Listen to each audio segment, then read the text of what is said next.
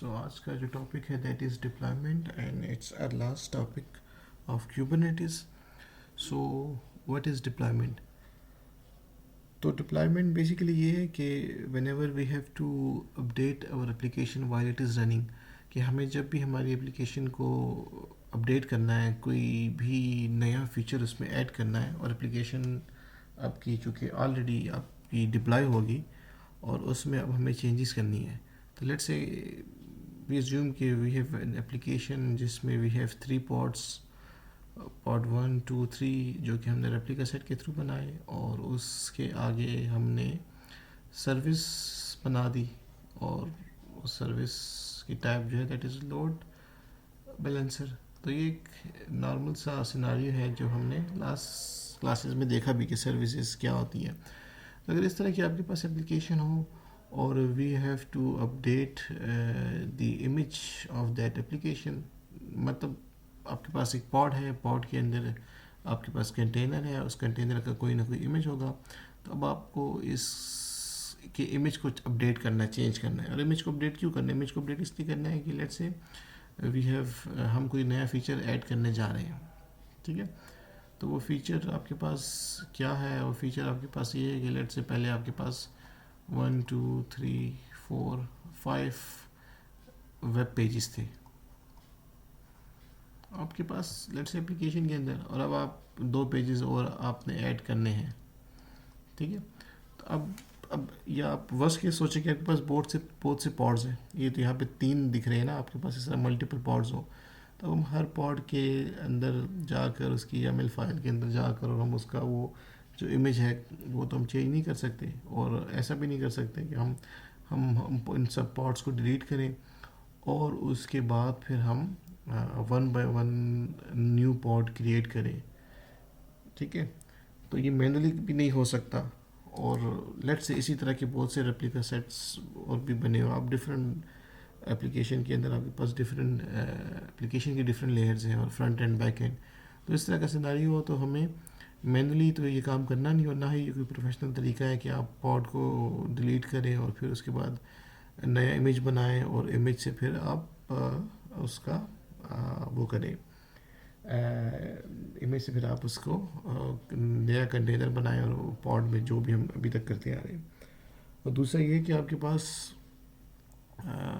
ये भी तो हो सकता है कि इमेज चेंज करने की ज़रूरत क्यों है. वो ये है कि देखिए हम वर्जन्स भी तो मैनेज कर सकते हैं ना.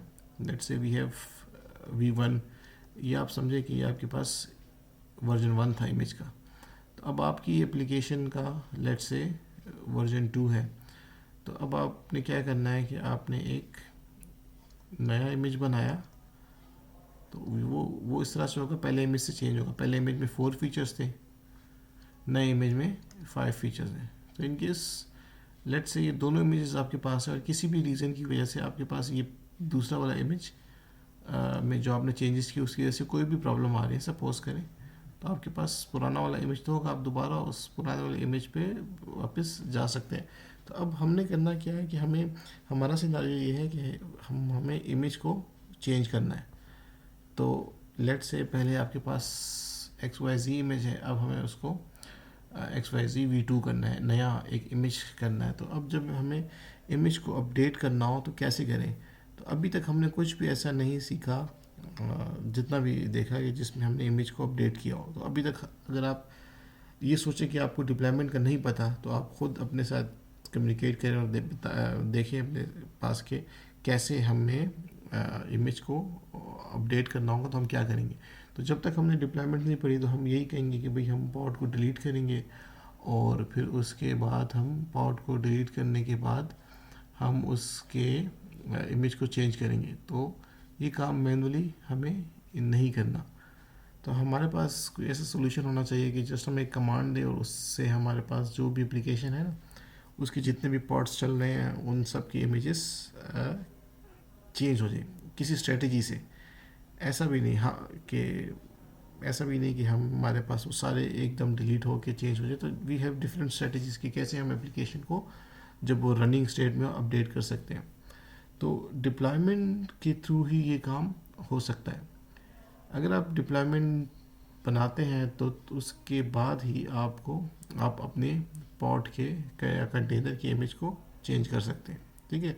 तो Kubernetes basically provide us a resource in the form of deployments जिसके through we can update the image and we can add new features into our application। और ये जो अपडेट की मैं बात कर रहा हूँ ये ऑटोमेटिकली होगा, ठीक है। ऑटोमेटिकली कैसे होगा वो अभी आपको थोड़ी देर में पता चल जाएगा, ठीक है। तो डिप्लॉयमेंट को अगर डिफाइन करना हो तो आप कह सकते हैं कि deployment is a resource that is meant for deploying applications and updating them by changing its image. आप उसकी इमेज को चेंज करके आप अपनी एप्लीकेशन को अपडेट कर सकते हैं। तो जब भी हम डिप्लॉयमेंट क्रिएट करेंगे ना तो उसके साथ आपके पास एक रेप्लिका सेट भी होगा, ठीक है। रेप्लिका सेट भी हमें बनाना होगा। क्यों बनाना होगा अभी आपको उसका पता चल जाएगा। और रेप्लिका सेट वैसे कोई आप अगर जब भी देखें, जब भी हम मतलब रेप्लिका सेट इस तरह से है कि आप यूँ समझे कि ये एक मस्ट वाली चीज़ है जिसमें हमें जब भी कोई पॉड्स हम चलाएंगे तो डेफिनेटली हम कभी भी एक पॉड को एक्टिव नहीं रखेंगे, हम रेप्लिका ज़रूर बनाएंगे ताकि हमारी एप्लीकेशन का डाउन टाइम इतना ना हो और हमारी एप्लीकेशन अवेलेबल हो, अवेलेबिलिटी उसकी ज़्यादा हो। क्योंकि आपके पॉड्स की भी कुछ लिमिट होगी। आप हर एक पॉड आपका कुछ यूज़र्स के ट्रैफिक को हैंडल कर सकेगा, बाकी ट्रैफिक बाकी जो इनकमिंग ट्रैफिक है वो कहाँ जाएगी। तो हम इसी तरह हम डिफरेंट रेप्लिकास बनाए होते हैं और उसके थ्रू आपके पास वही जो लोड बैलेंसिंग का कंसेप्ट है कि कुछ रिक्वेस्ट को पॉड 1 पे फॉरवर्ड करो, कुछ रिक्वेस्ट को पॉड 2 पे एंड देन कुछ रिक्वेस्ट को पॉड 3 पे फॉरवर्ड करो। तो वही आपके पास लोड बैलेंसिंग वाली बातें हैं। तो रेप्लिका कोई ऐसी चीज़ नहीं है कि हमें उसको नहीं करना। हमें जब भी एप्लीकेशन बनानी है तो हम पॉड्स के ज़्यादा इंस्टेंस ही चाहेंगे तो हम रेप्लिकास यूज़ करेंगे। तो डिप्लॉयमेंट के अंदर भी जब आप डिप्लॉयमेंट क्रिएट करते हैं तो जो पॉड्स आपके क्रिएट होते हैं ना वो आपके पास आपके रेप्लिका सेट मैनेज करता है। डिप्लॉयमेंट डायरेक्टली उसको मैनेज नहीं करता। तो आपके पास आप एक डिप्लॉयमेंट लिखोगे, जब हम YAML फाइल लिखेंगे तो उसकी काइंड में आपको एक डिप्लॉयमेंट बतानी है और उसके बाद आपको replica set and then we have replica set के अंदर we have pods. Okay, so अब ये बात करते हैं कि कैसे ये जो डिप्लॉयमेंट की स्ट्रेटजीज़ क्या है। मतलब ये है कि लेट्स से मुझे इमेज के वर्जन 1 से वर्जन 2 पे शिफ्ट होना है। तो अब लेट्स से हमारे पास जो मेरे पॉड्स हैं, लेट्स से 1 2 3 4 5 6, इन 6 पॉड्स के साथ क्या होगा, क्या सारों का इमेज एक साथ अपडेट होगा, सारे एक साथ डिलीट होकर न्यू बनाए जाएंगे या वन बाय वन। तो there are two strategies. Number 1 is rolling update. तो रोलिंग अपडेट जो है दैट इज़ अगर आप कोई भी स्ट्रेटजी सेलेक्ट नहीं करते तो बाय डिफ़ॉल्ट वो हमारे पास रोलिंग अपडेट स्ट्रेटजी होती है, जिसमें क्या होता है, जिसमें आपके पास ये आपके जितने भी पॉड्स हैं ना ये उसको 1 बाय 1 उनकी इमेजेस को अपडेट करेगा। लेट्स से ये हमारे पास है पॉड 1, तो पहले वो पॉड 1 के इमेज को डिलीट करके नया बनाएगा with new image, then pod 2 को डिलीट करके उसके नए इमेज से उसको बनाएगा, इसी तरह पॉड 3 को डिलीट करके and up to so on. तो ये भी एक स्ट्रेटजी है। तो इसकी कुछ लिमिटेशंस भी हो सकती हैं। तो ये मैंने क्वेश्चन मार्क लगाया है, ये मैंने आपके लिए एक छोटा सा टास्क है, टास्क तो नहीं है, जस्ट आपने अपने साथ रीजनिंग करनी है, सोचना है कि कोई कॉम्प्लेक्स सिनारियो सोचे और देखें कि भाई वो कौन सा ऐसा केस है कि जिसमें रोलिंग अपडेट आपको इतना फिजिबल नहीं दिखता, ठीक है। उसके बाद दूसरा है डाउन टाइम, या अगर YAML फाइल के अंदर इसका एग्जैक्ट नेम लिखना जो हमें होगा दैट इज़ रिक्रिएट। तो अगर आपकी जो डिप्लॉयमेंट स्ट्रेटजी है वो रोलिंग अपडेट है तो वो तो 1 बाय 1 उसको डिलीट करके पॉड्स को आपके न्यू इमेज से अपडेट करेगा। और अगर आपके पास जो रिक्रिएट आपने सेलेक्ट किया तो उसमें ये होगा कि आपके जितने भी पॉड्स होंगे उसको एट वंस डिलीट किया जाएगा और फिर नए पॉड्स बनाएंगे। तो इस केस में ये कि अगर नंबर ऑफ़ पॉड्स बहुत ज़्यादा है 50 20 100, तो उस केस में it will consume more time ज़्यादा लगेगा।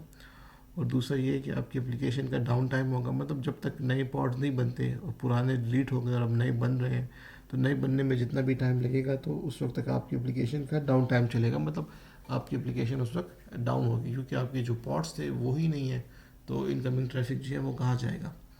तो ये दोनों स्ट्रेटजीज़ की लिमिटेशंस हैं, आपने ज़रा इसको देखना है, थोड़ा सोचें किस सिनारियो में हमें डाउन टाइम वाली रिक्रिएट वाली स्ट्रेटजी को यूज़ कर सकते हैं, और वो कौन सा सिनारियो है जिसमें हम रोलिंग अपडेट को यूज़ कर सकते हैं या नहीं कर सकते। तो इस तरीके से आपने थोड़ा सा सोचना है। Okay, then we have the YAML file of deployment. तो सबसे पहला काम ये करना है कि जब आपको डिप्लॉयमेंट लिखनी है तो काइंड में आपको डिप्लॉयमेंट बताना है। जैसे हम काइंड में बताते हैं job, cron job, replica set, version volume etcetera. और उसके बाद दूसरा काम वर्जन, और तीसरा काम उसके बाद मेटा डेटा, जिसके अंदर हमने सिर्फ अभी यहाँ पे नेम दिया है डिप्लॉयमेंट को। और उसके बाद आपको पता है कि हमारे पास चौथी जो मेन चीज़ है दैट इज़ स्पेक। स्पेक के अंदर हमने बताया सबसे पहले रेप्लिकास, देन हमने सिलेक्टर के अंदर मैच लेबल्स का टैग, और उसके अंदर हमने लेवल्स बताए। ठीक है, तो ये वो सारी बातें हैं, पुरानी बातें हैं जो हमने जब हम रेप्लिकास पढ़ रहे थे तो उस वक्त हमने ये डिस्कस किया था। तो यहाँ से यहाँ तक रेप्लिकास है। और उसके बाद आपको पता है कि जो आप रेप्लिकास बना रहे हो तो आपने कंटेनर्स, रेप्लिका बेसिकली कोई हट की चीज़ नहीं है, बस रेप्लिका के अंदर भी आपके पास पॉड ही बनता है। जब आप रेप्लिका डिफाइन करते हो तो उसके बाद जो नीचे की जो चीज़ें हैं, जो लेबल्स और वो जो आप बाकी की चीज़ें बता रहे हो, आपको एंड कंटेनर भी बताना होता है, और वो बेसिकली एक पॉड ही बनता है। लेट से रेप्लिका की वैल्यू 4 है तो हमारे पास 4 पॉड्स ही बनेंगे। तो आई डोंट थिंक सो कि इसमें कोई ऐसी डिप्लॉयमेंट के अलावा हट के कोई ऐसी चीज़ जो समझाने की हो, वही पुरानी बातें हैं जो हमने ऑलरेडी डिस्कस हम कर चुके हैं।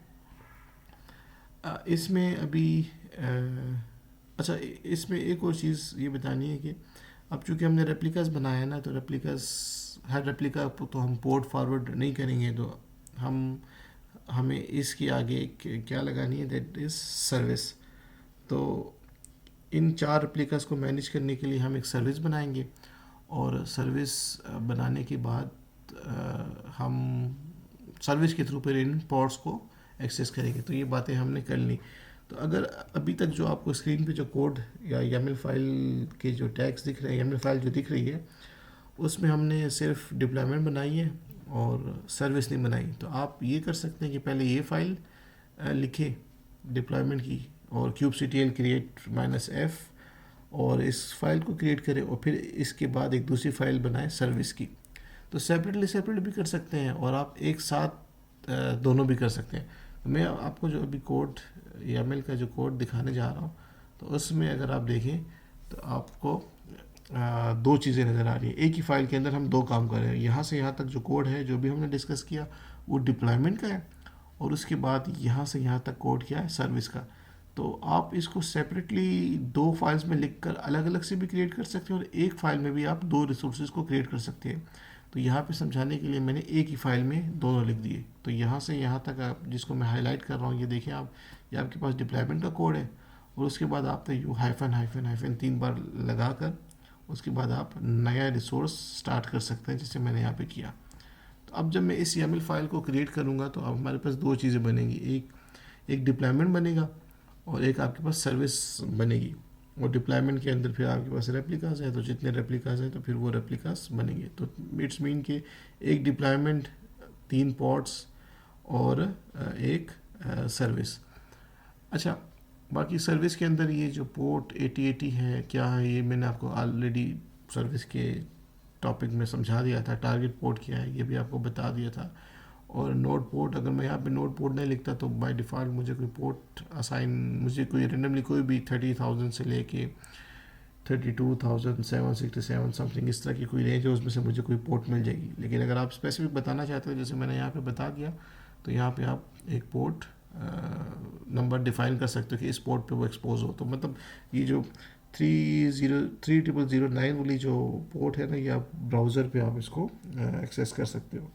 Cluster IP followed by this node port number, तो इससे आप उसको एक्सेस कर सकते हो। अच्छा जी, तो अब इस फाइल को क्रिएट करते हैं हम, और देखते हैं कि हमारे पास क्या होता है। तो यहाँ पे मैं लिखता हूँ kubectl create -f deployment2.yaml। तो मैं जैसे ही इसको क्रिएट करता हूँ तो आप देखें कि आपके पास दो चीज़ें बनी, एक आपके पास डिप्लॉयमेंट बनी, एक आपके पास सर्विस बनी। तो अगर मैं sudo kubectl get pods replica set deployment ये सब अलग अलग से करूँ तो वो भी कर सकता हूँ, और दूसरा मैं अगर गेट ऑल कर दूँ तो यहाँ से मुझे अब ये बता रहा है। तो आप देखिए आपके पास तीन पॉड्स बने, चूँकि रेप्लिका सेट की वैल्यू 3 थी और तीनों रेडी है, रनिंग स्टेट में है। और उसके बाद आपके पास सर्विस बनी, एक सर्विस तो बाय डिफ़ॉल्ट क्यूबरनेटिस की है, और एक ये जो सर्विस है लोड बैलेंसर की, ये भी 22 सेकंड पहले बनी, जो कि अभी मैंने बनाई। ठीक है, उसके बाद ये आपके पास क्या बनी, ये आपके पास एक डिप्लॉयमेंट बनी। तो आपको देखिए डिप्लॉयमेंट के अंदर आपको कहा कि डिप्लॉयमेंट का स्ट्रक्चर या टेम्पलेट ही ऐसा है कि आप एक डिप्लॉयमेंट बनाएंगे और उसके अंदर आपके पास रेप्लिका सेट्स होंगे। ठीक है, तो यहाँ पे डिप्लॉयमेंट के अंदर 3 आउट ऑफ 3 इट्स मीन कि 3 डिप्लॉयमेंट के अंदर 3 रेप्लिकास थे, तीनों आपके पास 3 पॉड्स थे। चूँकि रेप्लिका सेट का वर्ड मैं यूज़ कर रहा हूँ तो वो बेसिकली जो उसकी वैल्यू होगी उतने पॉड होते हैं। तो 3 पॉड्स आपके पास चल रहे हैं, जो आपको यहाँ पर भी आपको बता रहा है कि 3 पॉड्स आपके पास एक्टिव है। अच्छा, अब हमें क्या करना है कि अब हमें इन पॉड्स, एक ये जो पॉड्स है इसके अंदर जो हमारी एप्लीकेशन चल रही है उसके इमेज को चेंज करना है। तो हम पहले इसको ज़रा ब्राउज़र पे भी देख लेते हैं। मिनी क्यूब आईपी, तो ये आपको पता है कि हमें सर्विस चूँकि हमने बनाई है तो हमें इसको एक्सेस करना होगा। तो कैसे एक्सेस करेंगे, इस आपकी क्लस्टर की IP followed by port number. ठीक है, तो यहाँ पे अगर देखें तो जो पोर्ट नंबर है वो मैंने दिया 30009 है गेस। तो इस पे आपके पास ये एप्लीकेशन आपके पास चल रही है। ठीक है, 309 पे ये मुझे दो चीज़ें बता रहा है आई गेस। मुझे इसको मैं रिफ़्रेश करके देख लेता हूँ। ये पोर्ट किसी और उसके लिए तो यूज़ नहीं हो रही। ओके, मैं इसका पोर्ट नंबर चेंज करता हूँ। ठीक है, आई थिंक ये कहीं और पे भी यूज़ हो रही है। मैं इसका पोर्ट नंबर चेंज करता हूँ और उसके बाद फिर इसको देखता हूँ। ठीक है, ओके स्टूडेंट्स, सो मैंने उसका पोर्ट नंबर चेंज कर दिया, जो कि मुझे थोड़ा इशू दे रहा था। तो वो पोर्ट नंबर पहले से उस पर कोई भी पॉड या कोई कुछ चल रहा होगा, तो इस वजह से वो वहाँ पे कोड थोड़ा सा अजीब से शो कर रहा था, सॉरी फ्रंट एंड। अच्छा, तो मैंने पोर्ट चेंज की और उसके बाद अगर आप देखें, मैं इसको ब्राउज़र पे आपको एक्सेस करके बताऊं, तो ये आपके पास, इसको मैं रिफ़्रेश कर रहा हूँ तो ये आपके पास देखिए 300 यहाँ से यहाँ तक आपके पास क्लस्टर की आईपी है, और उसके बाद आप के पास इस स्पेसिफिक सर्विस की वो है जिसके थ्रू आप एक्सेस कर सकते हो। तो 30025 पे एक्सेस करो और यहाँ से फिर मुझे वो आगे लेके जाता है मेरे पॉड्स तक। तो 1 2 3 जितने भी पॉड्स मेरे पास चल रहे हैं, तो लेट्स से आपके पास, हमारे केस में हमारे पास देखा जाए तो 3 पॉड्स हैं, और 3 पॉड्स में ये आपके पास लोड बैलेंसर चूँकि सर्विस की टाइप थी, तो ये आपके पास एप्लीकेशन अब आपके पास चल रही है। ओके, अब हमें हमें क्या करना है, अब हमें ये करना है कि यहाँ पर हमें इस इमेज को चेंज करना है। लेट्स से ये हमारे एप्लीकेशन का पहला वर्जन था और अब हमें इसको चेंज करना है, और 3 पॉड्स में चूँकि एप्लीकेशन चल रही है। तो अब लेट्स से आप सोचें कि आपने डिप्लॉयमेंट्स को नहीं आपको पता डिप्लॉयमेंट्स का, तो आप कैसे ये काम करेंगे।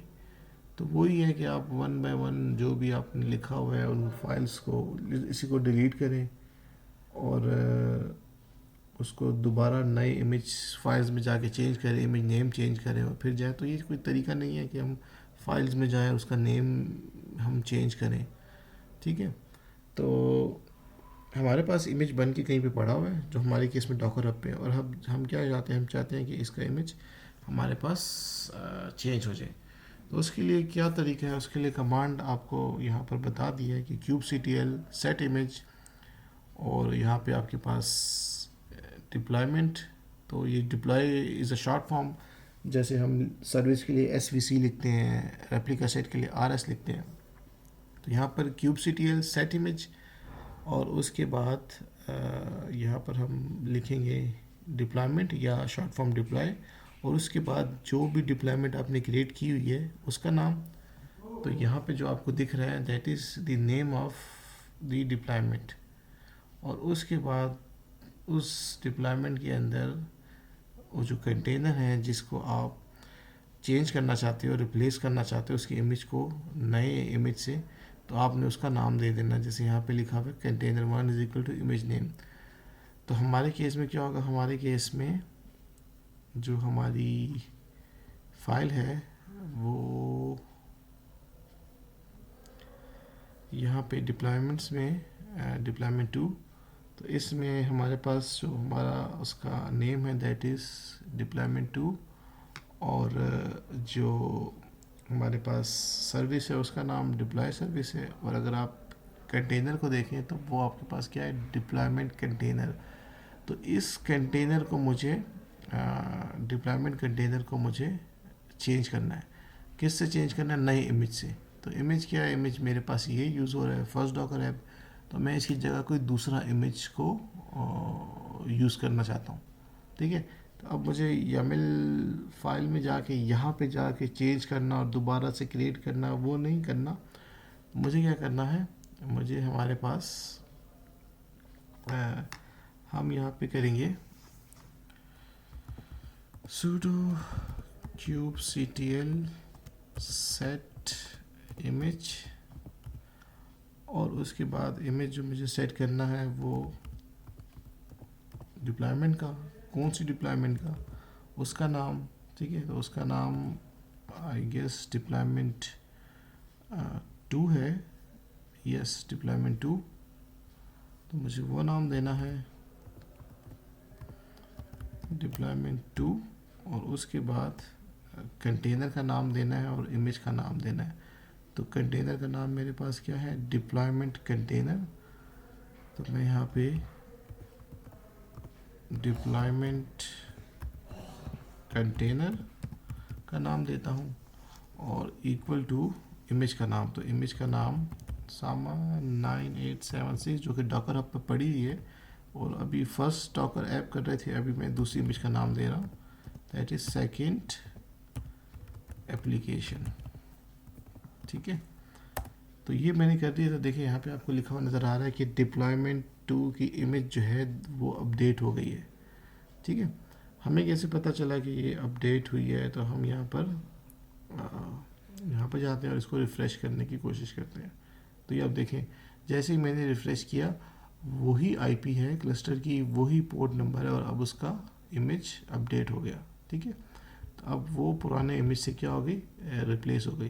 तो अब क्या है कि आप ऐसा समझें कि पहला जो हमारे पास था वो एप्लीकेशन का फीचर नंबर 1 था, अब हमने उसका नया वर्जन किया या कोई नया फीचर ऐड किया, तो हमने बस एक कमांड लिखी और इमेज आपके पास अपडेट हो गई। तो वो हेक्टिक सिचुएशन नहीं है कि मैनुअली जाके एक एक को डिलीट करें और फिर नए पार्ट को दोबारा से अप करें। तो हमने सिर्फ एक कमांड दी और उसके थ्रू हमने इमेज का नेम बताया और न्यू इमेज का नेम बताया, और इमेज से आपकी एप्लीकेशन चेंज हो गई। तो ये तभी पॉसिबल होगा जब आपने डिप्लॉयमेंट्स बनाई होंगी। अगर आपने डिप्लॉयमेंट नहीं बनाई और सिंपल सर्विसेज हैं तो फिर आप उस इमेज को चेंज नहीं कर सकते। तो अब से आपने जितना काम भी करना है ना, तो वो आप एक डिप्लॉयमेंट के अंदर लिखेंगे। तो अब आप देखें, हमने यहाँ से यहाँ तक कुछ नया नहीं किया, वही पुराना ही था सब कुछ, लेकिन जस्ट एक काम क्या था कि उस सब को हम लेके आ गए एक डिप्लॉयमेंट के अंदर, डिप्लॉयमेंट के टैग के अंदर। ठीक है, अच्छा यहाँ पे आपको ये बताना है कि अब चूँकि अगर मैं यहाँ पर इसको मैं करूँ गेट ऑल, तो अब आपको एक चीज़, नई चीज़ एक नज़र आएगी। मैं इसको ज़रा स्क्रीन क्लियर कर देता हूँ।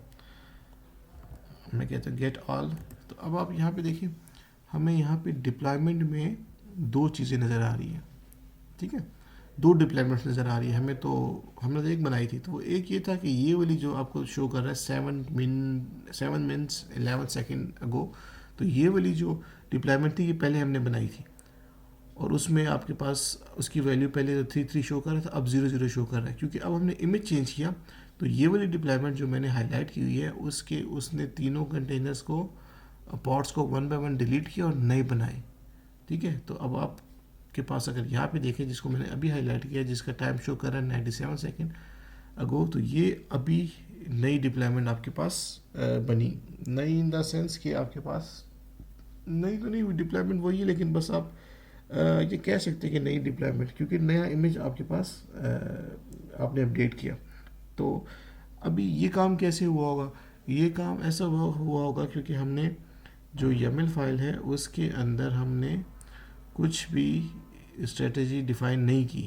तो जब नहीं की तो बाय डिफ़ॉल्ट जो स्ट्रेटजी होती है वो रोलिंग अपडेट होती है, और रोलिंग अपडेट में मैंने आपको बताया है कि रोलिंग अपडेट जब आप सेलेक्ट करते हो तो it will delete your pod one by one, और उसकी बेस पे ये फिर आपके इमेज को अपडेट करता है। मतलब पहले एक पॉड डिलीट किया और उसके बाद एक पॉड, न्यू पॉड उसकी जगह बनाया नए इमेज के साथ, फिर दूसरा पॉड, फिर तीसरा पॉड, तो एट द सेम टाइम इस सारे पॉड्स को डिलीट नहीं करेगा। तो यहाँ पर मैं आपको एक और YAML फाइल बता देता हूँ जिसमें मैंने यहाँ पर स्ट्रेटजी भी डिफाइन कर दी। जब नहीं करते तो बाय डिफ़ॉल्ट रोलिंग अपडेट होती है, जब आप करना चाहते हैं और ख़ुद से पैरामीटर्स देना चाहते हैं तो आप इस तरह से दे सकते हैं। तो यहाँ पे देखिए मैंने लिख दिया रोलिंग अपडेट, उसके बाद रोलिंग अपडेट की कुछ एट्रीब्यूट्स हैं वो लिख दिया, max unavailable 0 and max search 1। इसका क्या मतलब है? देखिए इसका मतलब ये है कि आपके पास मैक्स अनअवेलेबल की वैल्यू 0 दी है ना, इसका मतलब ये है कि आप चाहते हैं कि जब आपके पास ये अपडेट हो रहा हो ना तो कोई भी आपके पास पॉड जो है ना वो अनअवेलेबल ना हो। तो इसका क्या मतलब? इसका मतलब ये है कि आपके पास 4 पॉड्स आपके पास चल रहे हैं, फॉर एग्जांपल 4 पॉड्स आपके पास चल रहे हैं, तो आप कहते हैं कि ये ना हो कि इन 4 में से आप एक डिलीट करें, क्योंकि रोलिंग अपडेट में तो यही है ना कि एक डिलीट होगा दूसरा बनेगा। तो आप ये नहीं चाहते कि एक डिलीट हो और दूसरा बने, तो आप कहते हैं कि नहीं, ये जो वैल्यू 0 दी है ना कि 4 के 4 एक्टिव रहे उसके बाद ये बने, तो उसके बाद हमें क्या करना होता है, नेक्स्ट उसमें एक टैग दिया max surge is equal to 1। इसका क्या मतलब है? इसका मतलब ये है कि टोटल आपके पास लेट से यहाँ पे कितने रेप्लिकास शो हो रहे हैं, 4 रेप्लिकास, तो 4 प्लस 1 इक्वल टू 5।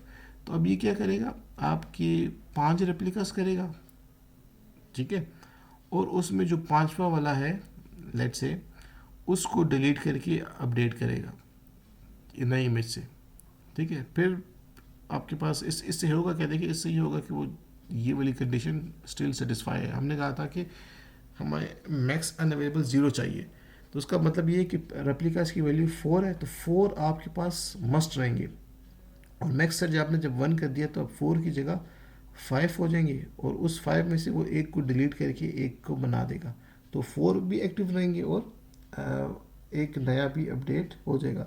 तो ये मतलब इसका बताने का मकसद ये है कि अगर कोई ऐसी सिनेरियो कि आप चाहते हो कि 4 रेप्लिकास एक्टिव हों और एक्टिव रहें, और 4 से कम नहीं होना चाहिए क्योंकि ट्रैफिक लेट से इतना है, और हमें अब अपडेट भी करना है, तो अपडेट के लिए ज़रूरी है कि हम एक पॉड डिलीट करें। तो अगर हम मैक्स सर्च की वैल्यू 1 नहीं देते, और ये जैसे मैक्स अनअवेलेबल की वैल्यू 0 दी हुई है, तो हमें मैक्स सर्च की वैल्यू 1 देनी होगी, ठीक है। तो 1 से क्या होगा, 1 दे सकते हैं, 2 से, तो इससे क्या होगा कि 4 रेप्लिकास होंगे, उसमें 2 और ऐड कर देगा, 6 हो जाएंगे। तो अब ये जो डिलीट करेगा वो 1 बाय 1 डिलीट करेगा, तो 1 बाय 1 डिलीट करेगा भी, तो वो 4 का जो काउंट है वो ख़राब नहीं होगा, ठीक है।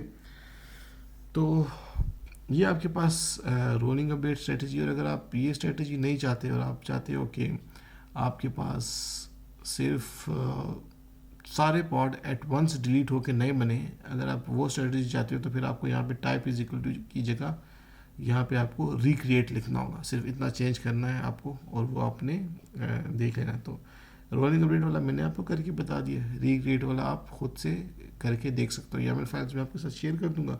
आपने क्या करना है, आपने यहाँ पर यहाँ पर आप जस्ट ये आप हटा दें जो मैंने हाईलाइट किया, और टाइप में इक्वल टू रिक्रिएट लिख लें, तो ये आपके सारे पार्ट्स एक साथ डिलीट करके आपको बनाएगा। तो आप इसको फिर अपने एंड पे देख सकते हैं, इसमें कोई मुश्किल काम नहीं है।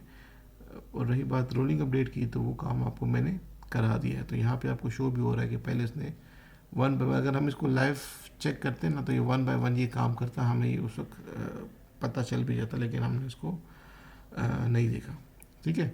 तो लास्ट कमेंट्स अबाउट डिप्लॉयमेंट ये है कि अब से आप जितना भी काम करेंगे, चाहे असाइनमेंट्स, क्विज़ेस, वटेवर, जिसमें भी आप प्रोफेशनली किसी प्रोजेक्ट पे काम करते हैं, तो आपको ना डिप्लॉयमेंट बनानी है, डिप्लॉयमेंट और सर्विस बनानी है, ठीक है। क्योंकि अगर आप डिप्लॉयमेंट्स नहीं बनाते तो सर्विसेज भी बनाते हैं तो ठीक है, सर्विस से भी काम चल जाएगा, लेकिन फिर आप उसमें चेंजेस नहीं कर सकेंगे।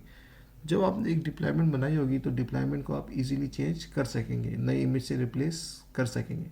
तो ये बेसिकली हमारे पास डिप्लॉयमेंट का मेन आइडिया है, ठीक है। Thank you.